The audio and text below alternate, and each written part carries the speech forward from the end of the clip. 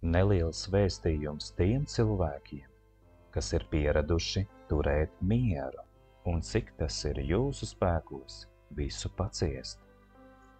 Ja jūs dzīvojat kopā ar cilvēkiem, kas neciena jūs un izmanto jūs kā boksa maisu, uz kuru dienā var izlādēt savas negācijas, ja jūs dzīvojat kopā ar cilvēku, kas jums dara pāri, un jūs to esat pieraduši nemitīgi paciest, ticiet man, var pienākt diena, kad jūs apsūdzēs tajā, kas jūs neesat, un ko jūs neesat darījuši.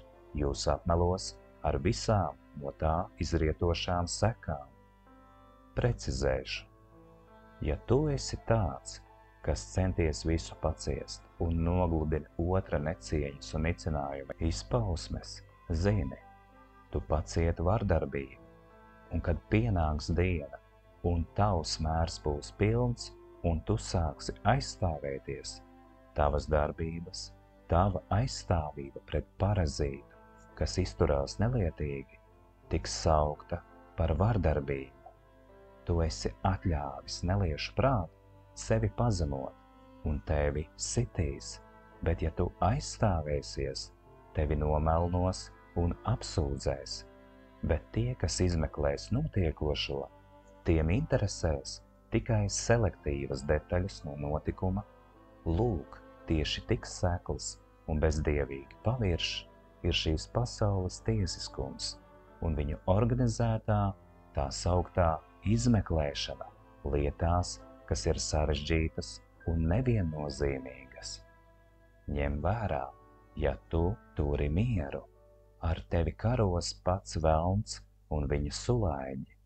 Ņem vērā, tevi apsūdzēs par to, ka tu aizstāvies un vairs nepieļauj vardarbību pret sevi un citiem, bet tie, kas jau iepriekš ir pieraduši tev regulāri pāri darīt, savu atbildību un savu vainu nodarījumā nesaskatīs. Šis viss, ko jau minēju, veido ceļu uz netaisnīgu tiesu un uz moderno inkvizīciju, un nekas no šeit manis sacītā nav ne vispārināts, ne pārspīlēti teikts. Esiet brīdināti, un kas ir brīdināts un brīdinājumu ievēro, tas ir aizsargāts no Jūdasu, jeb nodevēju, parazītu un liekuļu politikas. Piebilde.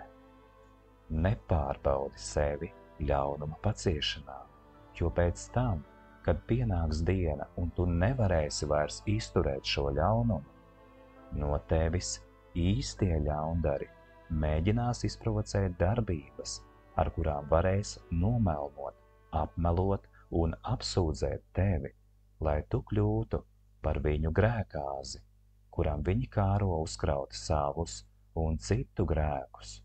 Tie, kas piedalās šādās tiesvedībās, neredz, ka patiesībā viņi piedalās upurēšanas rituālos, jo par vainīgu visbiežāk tiek padarīti cilvēki, kas citos vainu līdz šim nav meklējuši, un viņu radītās vainas un ciešanas ir līdz šim pacietuši.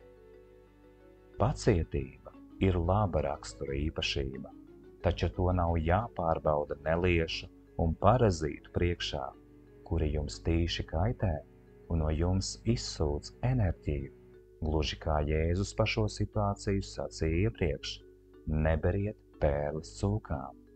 Atcerieties, mēs dzīvojam laikos, kad tādas apsūdzības un tādus saukļus kā ķeriet zagli pret mani nodarīja vardarbību visskaļāk, un pirmie to izkliedz paši zagļi un īstie varmākas. Ja šādus neliešus pacietīs savā dzīvē, zini, var pienākt diena, kad tevi apsūdzēs vardarbībā un citos darbos, ko neesi darījis, bet īsto ļaundari vai ļaundarus attaisnos. Tāda ir šīs pasaules tiesiskuma sistēma un pasaules kārtība. Tādēļ neklusē par netaisnību savā dzīvē. Tas ir izšķiroši svarīgi tev pašām, taviem bērniem un kā brīdinājums citiem, kas arī cenšas dzīvot mierā ar visiem, bet var nepamanīt briesmas, kas piezogas kā zaglis.